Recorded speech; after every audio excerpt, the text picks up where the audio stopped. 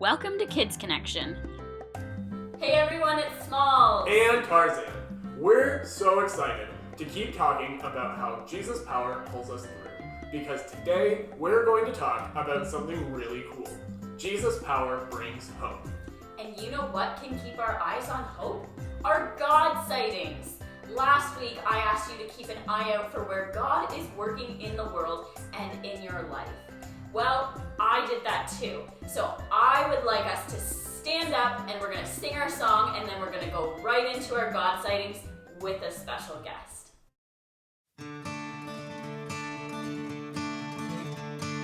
In my wrestling and in my doubts, in my failures, you won't walk out. Your great love will lead me through.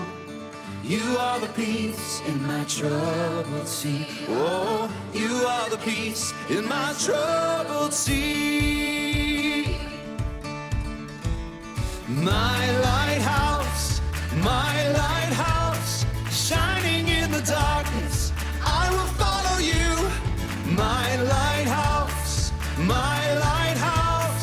I will trust the promise. You will carry me safe to shore.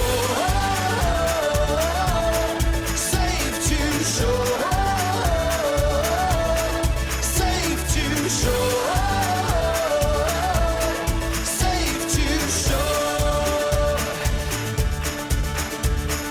I won't fear what tomorrow brings. With each morning I'll rise and see. My God's love will lead me through. You are the peace in my troubled sea. Oh, you are the peace in my troubled sea. Oh, my lighthouse, shining in the darkness, I will follow you. My lighthouse, I will trust the promise. You will carry me safe to shore.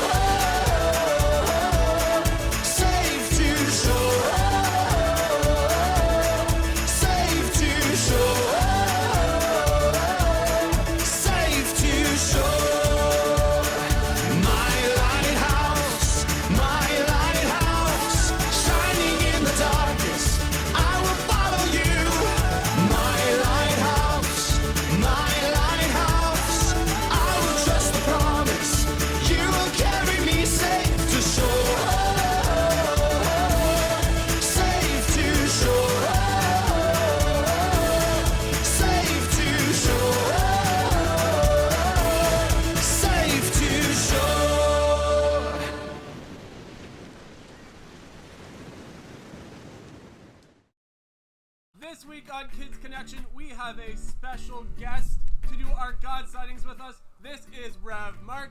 If you're from church, you know him from Kids Time, and you see him at the front of the church all the time. If you're one of our camp kids, you might not have seen him before, but he is the minister here at the church, and he is here to do our God sightings with us. So our God sightings are something or places where we see God throughout the week. So my God sighting for this week is I have a really awesome roommate. Her name is Mary, and she loves cooking. She loves cooking so much. And so when I have a lot of work to do, she is super nice, and she cooks a meal for me so that I can keep working. And that's where I know God is working, because I know that I am loved. What about you, Rev Mark? Where have you seen God? Can I share two? Absolutely. Okay, because I've got two. I've got a little one and I've got a big one. The little one is that all the tulips and the daffodils and everything are starting to come up, and it shows that we have new life again. And we even had some tulips come up where we didn't even know we'd planted tulips. So I don't know whether birds dropped them or how that happened, but it's pretty exciting, and that's certainly a God sighting for us. And the other one is from last week, all of the Canadian artists who got together and performed the Stronger Together concert. And when they put that concert on, they raised money for food banks, and they raised over $6 million to help people out. So that was a real God sighting as well. That's awesome. Thank you for joining us this morning. You're welcome. I'm going to tell you about some friends of Jesus, Mary, Martha, and Lazarus. If you want to read more about this story, you can find it in the Bible in the book of John in chapter 11. Lazarus got sick, and his sisters, Mary and Martha, knew that Jesus' power brings hope. So they hoped Jesus could heal him. They sent a messenger to find Jesus in a nearby city, and then they took care of Lazarus as they waited for Jesus to arrive. But day by day, Lazarus grew weaker, and Jesus didn't come. Mary and Martha couldn't understand why. Jesus loved Lazarus, and they knew Jesus could help. So where was he? I think they felt, wait, I'll show you. When I count to 3, I want you to take a deep breath and hold it. I'll let you know when it's okay to breathe again. Ready? 1, 2, 3. I think Mary and Martha were standing by the door, looking up the road, expecting that at any moment Jesus would appear. He'd make everything right again, but just a second.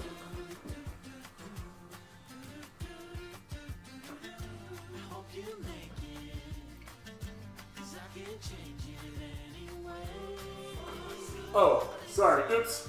Breathe. Breathe. Everybody breathe. Sorry. I got a little distracted and I forgot about you. I think that's what Mary and Martha thought about Jesus too. That he didn't care. That he got busy, forgot them, or didn't even notice Lazarus was dying. So while Mary and Martha were waiting for Jesus to come help, Lazarus died and they buried him. How angry Mary and Martha must have felt. How hurt that their friend didn't even come through for them. Make a tight fist like this. Even tighter. Hold your fist really tight. Think about how angry you would get when people are mean to you, or how angry you feel to be stuck, or forgotten, or ignored. Think about what you might have thought about earlier when we were talking about being frustrated. Clench tighter. Now, feel how tight and tense your arms are. It's starting to hurt, isn't it? Keep holding it. So back to Mary and Martha. Jesus finally showed up, and they were angry with him. They asked why he had waited so long. But Jesus didn't disappoint. Jesus went to where Lazarus was buried and had some men roll away the stone in front of his tomb. Jesus called out to Lazarus to rise, and that's what Lazarus did. That's power, and that's hope. Can I let go now? Just wait. Keep clutching. The Bible says that Jesus wasn't late. He waited on purpose because he wanted to do something even more amazing than just heal a sick Lazarus. He wanted to raise him from the dead. When Mary and Martha saw that Jesus' power brings hope, even when it seems like it's too late, well, they let go of their anger and found hope instead. You can relax your fists and open your hands slowly. That's how it feels when you let go of your anger. When you look for joy and hope in every situation. When you let God lift your spirits, no matter what you're facing. Maybe you know someone who's sick. Maybe they've gotten better, or maybe they haven't. Maybe you've prayed that you can get back to living life like you lived it before all this happened. Maybe you're angry because you had a dance recital, or a hockey tournament, or a birthday party that got canceled, and you're wondering, where is God? Maybe you're a little angry because it feels like he's too late to help you. Remember this, Jesus wasn't late for Lazarus, and he's not late when it comes to help you either. Jesus had a better plan when his friend Lazarus was ill. Jesus was in charge. He's still in charge. He still has a plan. And Jesus' power brings hope. Mary and Martha got angry, but Jesus didn't walk away from them because of their anger. Instead, he drew them close and gave them hope. He'll give you hope too. And along with that hope, peace. Even now. Alright, just in case we still have any frustration stuck in us, let's shake it loose with another song.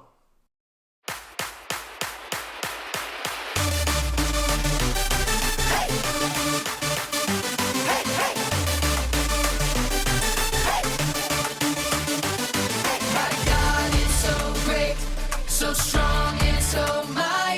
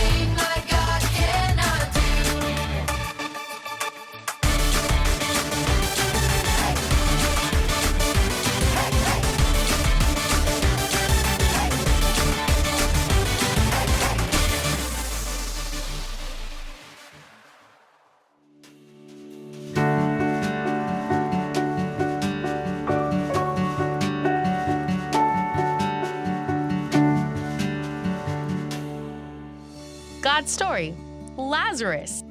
So part of God's story is about how Jesus brought a man back to life. And it goes like this.